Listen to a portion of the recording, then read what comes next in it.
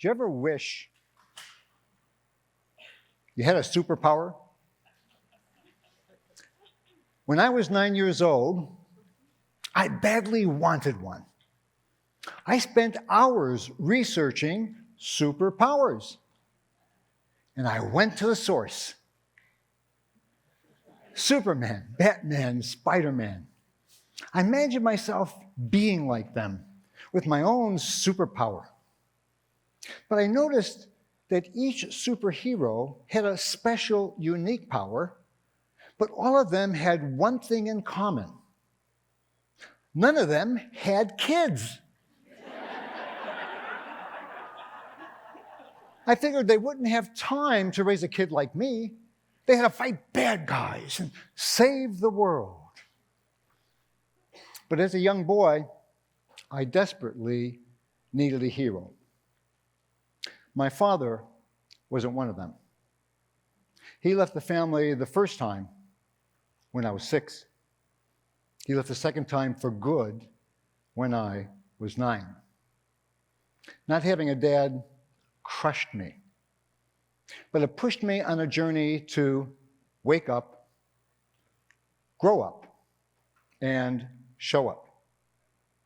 Today I want to share that journey with you, where I had to wake up from the pain of being a fatherless son, grow up to be the dad I always wanted, and show up with a superpower. The first part of the journey forced me to wake up. When my dad did live at home, I always felt anxious, scared of him. And I can still picture one of the scariest moments in my life when my dad chased my mom with a knife. My siblings and I felt powerless to protect my mom from a man who was supposed to protect us. Eventually, he was hospitalized with a nervous breakdown. Now, when he was gone, I felt a wave of relief, but I also felt emotionally scarred. Because whenever I was around other men, I felt anxious and scared, wondering, would they be like my dad? I survived by shutting down and retreating to my comic books. I imagined myself a superhero, steeling myself against feeling anxious, scared, or sad. And I told nobody about my feelings. I just toughed it out like a superhero. Emotionally, I was screwed up. So I became a therapist.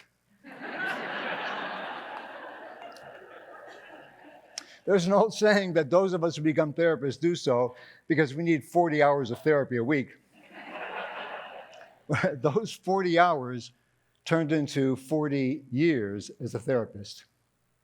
And strangely, my clients helped me wake up. Because when I heard their stories about fathers neglecting, abandoning, or abusing them, I related to their pain. Because I was a fatherless son of a father who himself was fatherless, having lost his dad when he was 4. And like my clients, I longed for a father who told me, I'm here for you. I believe in you. I love you. I wonder how many here were blessed to have a father's deep love.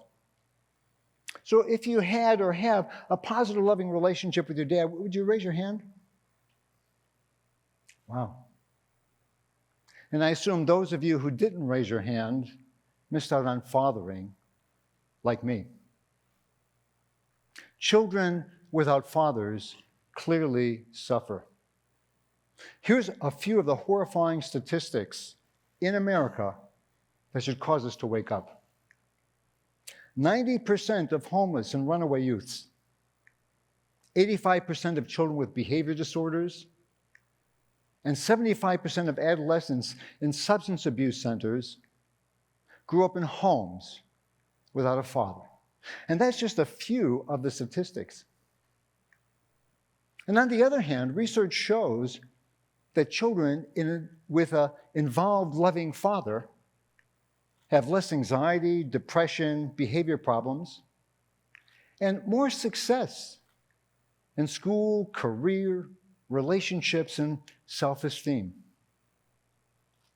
So if we know the lifelong benefit of loving involved fathers and the consequences on children who lack one, why do we idolize superheroes who don't raise kids? And that brings me to the second part of my journey, to grow up, to be the dad I always wanted. Several years after I got married, Mary Lou and I moved to Australia, where I took a job as director of a counseling agency. And I wanted to break the cycle of absent fathers. And for me, that began in the delivery room. Now, that was a revolutionary idea back in 1978, because men were not yet welcome in the delivery room. In fact, I had to write a letter to the hospital asking permission to be at my daughter's birth. I mean, can you believe that?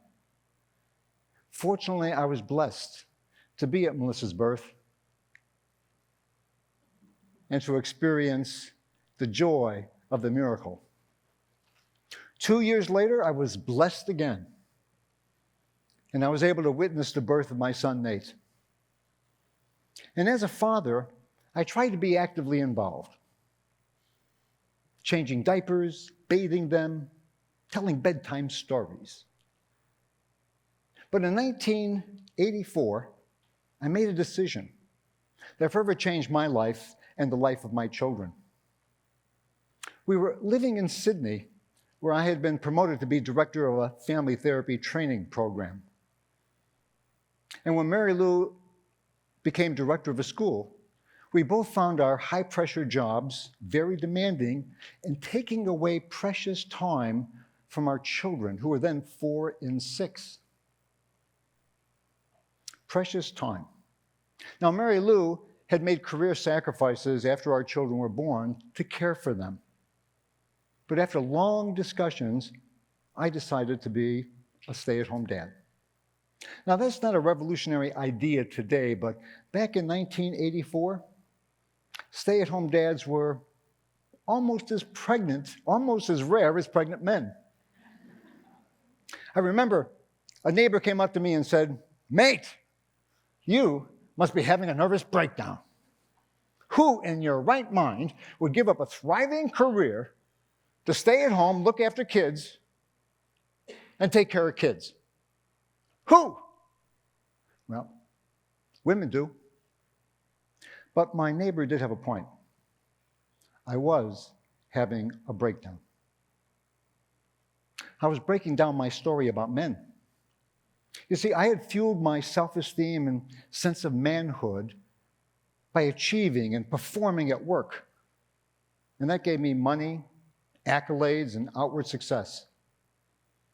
Whereas caring for kids required long hours, no pay, and lots of poo.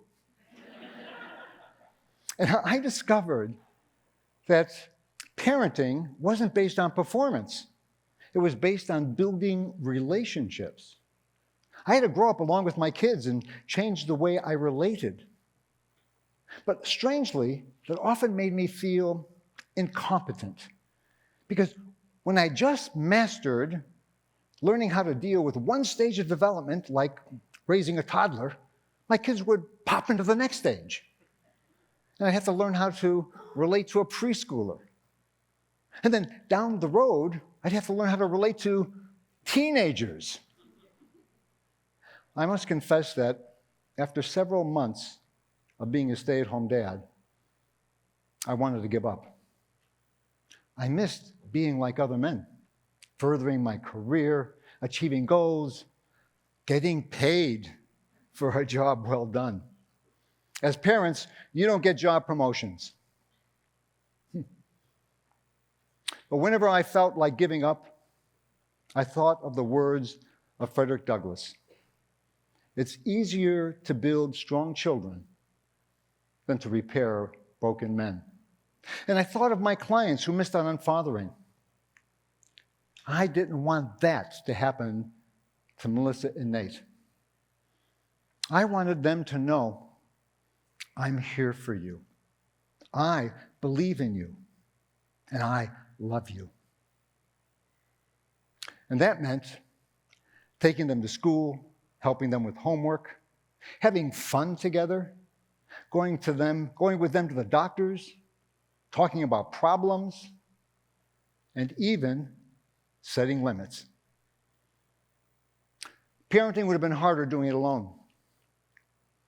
Mary Lou was a devoted mother who cared deeply for our kids. She offered me advice, and she gave me the space to make mistakes and learn from them. Mind you, she'd roll her eyes whenever I picked out clothes for Nate and Melissa. Fashion was not my superpower. And that takes me to the third part of my journey, to show up with my superpower. 35 years ago in Sydney, I stood in a room with 65 strangers, all men. We had gathered in a community center to form support groups. And as I looked around that room, I asked myself, what the hell am I doing here? I felt anxious and scared like I did with my dad. And I wondered, could I feel safe with so many men? I was 36, and I felt isolated as a stay-at-home dad. I needed to show up with other men. And what I discovered was that many of them, like me, missed out on time with a loving father. Where during our weekly meetings, we gave each other time. We created a safe space where we could open up and talk honestly and share our feelings, which is sometimes difficult for us men. And when I opened up and talked about my dad, those Aussies, they showed up for me with big hearts. They said to me, we're here for you, mate.